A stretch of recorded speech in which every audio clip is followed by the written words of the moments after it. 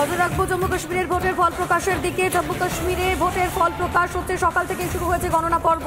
মোট আসন সংখ্যা জম্মু কাশ্মীরে 90টি, এনসি এগিয়ে রয়েছে 41টি আসনে। যেমনটা জানা যাচ্ছে এখনো পর্যন্ত এনসি এগিয়ে রয়েছে 41টি আসনে, 23টি আসনে এগিয়ে রয়েছে বিজেপি, মাত্র 8টি আসনে এগিয়ে রয়েছে কংগ্রেস। অন্যদিকে পিডিপি এগিয়ে রয়েছে 2টি আসনে। মোট আসন সংখ্যা 90টি।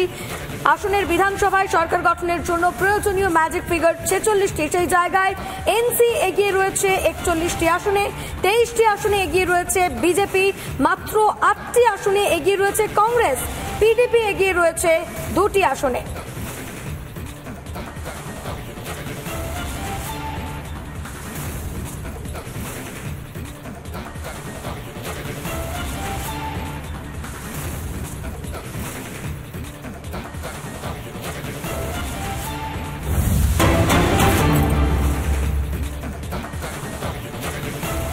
কুলতলিতে ছোট্ট উমাকে ধর্ষণ করে খুন, আর সেই খুনের ঘটনাতে দফায় দফায় উত্তপ্ত হয়েছে কুলতলি।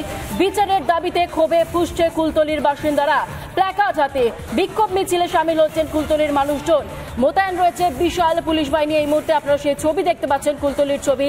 আজ ছোট্ট উমার শেষকৃত্য, বিচার চেয়ে উঠল স্লোগান। একেবারে প্ল্যাকার্ড ব্যানার হাতেই তারা বিচারের দাবি চাইছেন। কুলতলির ছোট্ট উমার বিচারের দাবি চাইছেন তারা।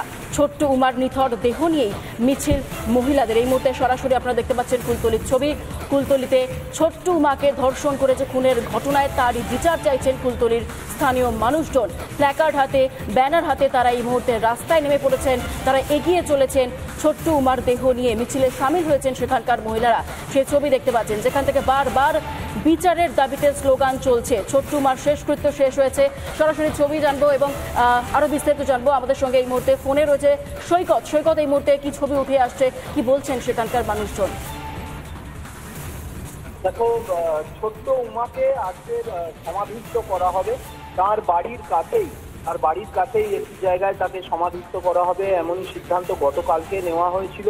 এবং সেই সিদ্ধান্ত মতো আজকে এই মুহূর্তে ছোট্ট উমাকে নিয়ে তার বাড়ির কাছেই যাওয়া হচ্ছে। তার যে বাড়ির উঠোন থেকে কিছুটা দূরে তাকে সমাধিস্থ করা হবে। এই মুহূর্তে তাকে নিয়ে যাওয়া হচ্ছে এবং আরো একটি পরিকল্পনা করেছেন গ্রামবাসীরা। তার বাড়ি যাবার যে রাস্তা, মেন রোড থেকে যে মোড় থেকে তার বাড়ি যায়, সেই মোড়ে ছোট্ট উমার একটি মূর্তি স্থাপন হবে এবং সম্ভবত সেটা আজকেই করবেন গ্রামবাসীরা। অর্থাৎ তারা কোনোভাবেই তারা ছোট্ট উমাকে হারিয়ে যেতে দিতে চাইছেন না, নিজেদের চোখের সামনেই রেখে দিতে চাইছেন। যেহেতু নিজেদের ছোট্ট মেয়েটিকে নিজেদের সঙ্গেই রাখতে চাইছেন, সেই জন্যেই কিন্তু এই ব্যবস্থা। এবং আর কিছুক্ষণ পরেই তাকে সমাধিস্থ করা হবে এবং তারপরে সমাধিস্থ করার পরেই এই যে উমার বাড়ির যে মোড় থেকে, মেন রোড থেকে যে মোড়ে এলে তার বাড়ি যাওয়া যায়, সেখানে তার একটি মূর্তি স্থাপন করা হবে, এমনই সিদ্ধান্ত নিয়েছেন গ্রামবাসীরা। বেশ, ধন্যবাদ সৈকত তোমাকে। ছোট্ট উমার দেহ পৌঁছেছে কুলতলিতে এবং ছোট্ট উমার দেহ নিয়েই মিছিলে সামিল হয়েছেন মহিলারা। সেই ছবি আপনারা দেখতে পাচ্ছেন। কুলতলির যে ঘটনা, ছোট্ট উমাকে ধর্ষণ করে যে খুনের ঘটনা, তাতে বারবার বিচার চাইছেন সেখানকার মহিলারা। একেবারে প্ল্যাকার্ড হাতে, ব্যানার হাতে তারা এই মুহূর্তে রাস্তায় নেমে পড়েছেন এবং ছোট্ট উমাকে সঙ্গে নিয়েই তারা এই মিছিলে সামিল হয়েছেন। তদন্তের স্বার্থে পরিবারের যে সিদ্ধান্ত রয়েছে তাকে সমাধিস্থ করা হবে।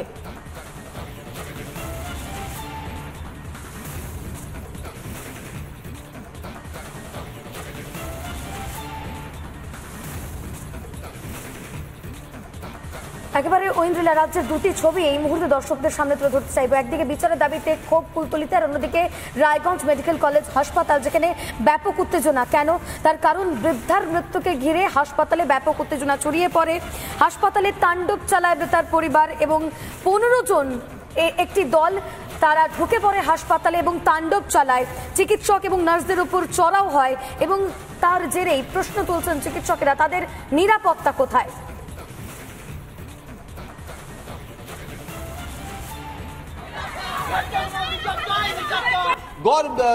যে এই দেশে ভাত পেতে ক্লেশে, কাজ পেতে গেলে লাগে দক্ষতা, ধর্ষিতা হতে গেলে লাগে না ডিগ্রি, বয়স ধর্মযোগ্যতা আন্দোলন পুজো চলছে, দেবী দুর্গার আরাধনা চলছে। আর সেই দেবী দুর্গার আরাধনার মাঝেই এই এলাকার কুলতলি এলাকার মায়েরা তারা তারপরে সমাধি করা হবে, সমাধি করা হবে। কোথায় করা হবে?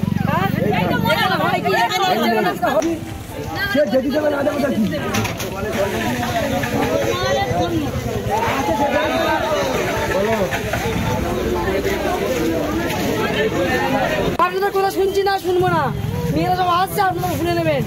আপনাদের কথা শুনছি না। তারপরে সমাধি করা হবে, সমাধি করা হবে। কোথায় করা হবে?